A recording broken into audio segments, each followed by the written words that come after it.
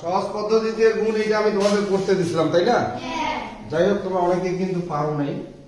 আমাদেরকে আগে এই প্রথম যে সংখ্যাটা আছে এটাকে ভাঙাইতে হবে। প্রথম সংখ্যাটাকে ভাঙাইতে হবে। দেখো, এটা কিন্তু 110, মানে 100-র কাছাকাছি, তাই না? 100-র চেয়ে 10 বেশি, 100-র চেয়ে 10 বেশি। তাহলে এটা আমরা ভাঙাবো এইভাবে, 100 যোগ 10। বুঝছো না? বুঝো না? 100 আর 10 যোগ করলে 110 হয়, তাহলে 100 যোগ 10 গুণ 290। এই যে 290 এখানে আসছে, ঠিক আছে?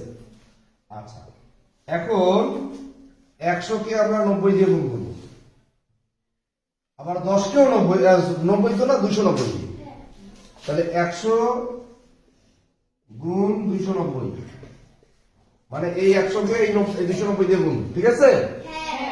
আচ্ছা, তারপরে কি করবো? 10 আছে যে এই 10 কেও 290 দিয়ে গুণ করবো। বুঝতে পারছো? আর এই যে যোগ চিহ্নটা এখানে মাঝখানে হবে, এখানে বিয়োগ থাকলে বিয়োগ দেই, যোগ থাকলে যোগ। কি বুঝতে পারছো? আচ্ছা, এখন 1 দিয়ে 29 কে গুণ করা, শূন্যগুলো বাদ, শূন্যগুলোর গুণ করার দরকার নেই। 1 দিয়ে 29 কে গুণ করলে কত হয়? 29। আর এই 2 শূন্য আর এই 1 শূন্য মিলে কত হয়? 3 শূন্য। যোগ 1 দিয়ে 29 কে গুণ করলে কত হয়? 29 হয়। এই 1 শূন্য আর এই 1 শূন্য গুণ করলে কত হয়? 2 শূন্য।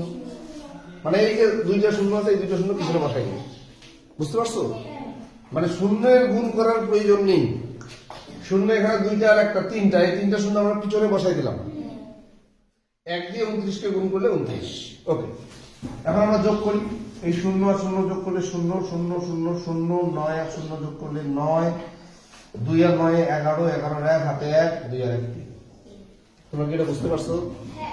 আচ্ছা, আমি তাহলে আরেকটা তোমাদেরকে দিচ্ছি, এটা তোমরা করো। হ্যাঁ, আরেকটা দিচ্ছি, সেটা হলো 7 নম্বরটা দিচ্ছি। 7 নম্বরটা হলো 1001 গুণ 78। এইটা তোমরা আমাকে করে দেখাতে এবার।